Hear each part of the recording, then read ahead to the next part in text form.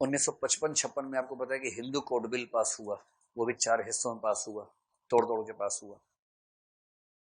तो उसके पीछे अंबेडकर का बहुत दबाव था। अंबेडकर ने उस बिल के पास न होने पर इस्तीफा दिया था विधि मंत्री के पद से। उसके बाद भी नेहरू ने ऐसा नहीं तुरंत करवाया हो, उन्होंने कहा कि भाई देखो, इलेक्शन होने दो, जब इलेक्शन होगा जनता हमें वोट देगी, उसके बाद सोचेंगे। इलेक्शन में नेहरू जीत गए और उन्होंने अपनी चुनावी सभाओं में कहा कि देखो, मुझे जितवाओगे तो हिंदू कोड बिल पास करूंगा, ध्यान रखना। जनता अपने यहाँ की मस्त रहती, होगा कुछ, हाँ करो करो करो, तुम करो। और हिंदू कोड बिल जब पास हुआ, वो हिंदू समाज के थोड़ा सा तार्किकीकरण का प्रयास था कि जैसे कोई हिंदू पुरुष एक से ज्यादा विवाह नहीं कर सकता है, अगर करता है तो हिंदू मैरिज एक्ट उसी का एक हिस्सा था। यदि करता है तो उसकी पत्नी कंप्लेंट करती है और कंप्लेंट सही पाई जाती है तो 7 साल की कैद, जेल का प्रावधान हुआ।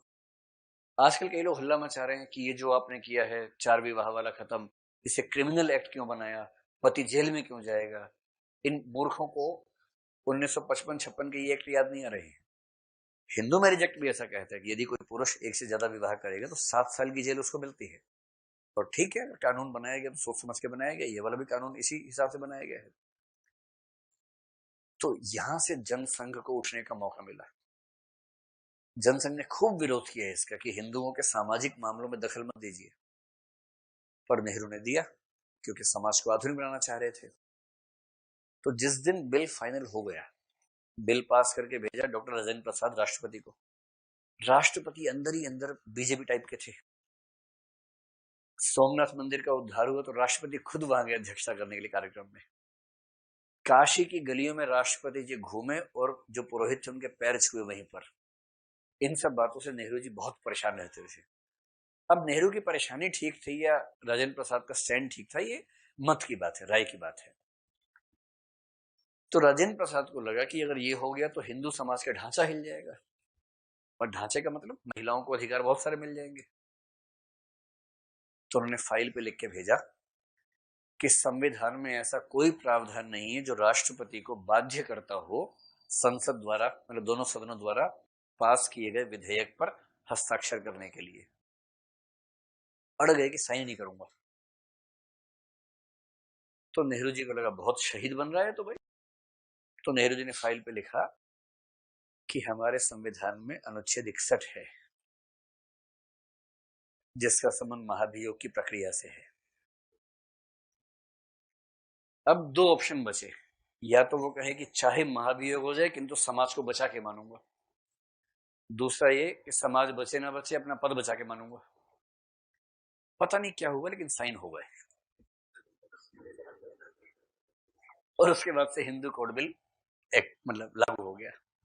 Hindu marriage act, Hindu adoption act, Hindu succession act और एक है हिंदू माइनॉरिटी एक्ट। ये 4 एक्ट से, इन चारों को मिला के बोलते हैं हिंदू कोड बिल, जो हमारे हिंदू समाज के आधुनिकीकरण का सबसे महत्वपूर्ण प्रतिमान है।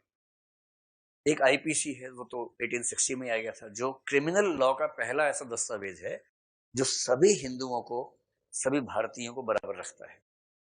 1860 से पहले ब्राह्मणों की सजाएं अलग थी, दलितों की सजाएं अलग थी। इतने भ्रष्ट हम केवल 150 साल पहले से, बहुत पुरानी बात नहीं चल रही है। आईपीसी, मैकॉले का आईपीसी, जिसको लेके लोग बहुत दुखी हैं कि मैकॉले गंदा आदमी था, उस मैकॉले की लिखी आईपीसी में पहली बार ऐसा हुआ कि पूरे भारतीय समाज के लिए दंड संहिता बराबर हुई। ये बहुत आधुनिक दस्तावेज है इस मामले में। बाकी मामलों में जो है वो है, ये सब हो रहा था। जिस दिन बिल साइन हुआ उस दिन जनसंघ ने स्टैंड चेंज किया और कहा, हम स्वागत करते हैं हिंदू समाज के आधुनिकीकरण का, किंतु यदि इतना ही अच्छा है तो ये मुसलमानों के लिए भी होना चाहिए। मुसलमान का है 4 शादी करेगा, हमें की करेंगे, उचार करेगा।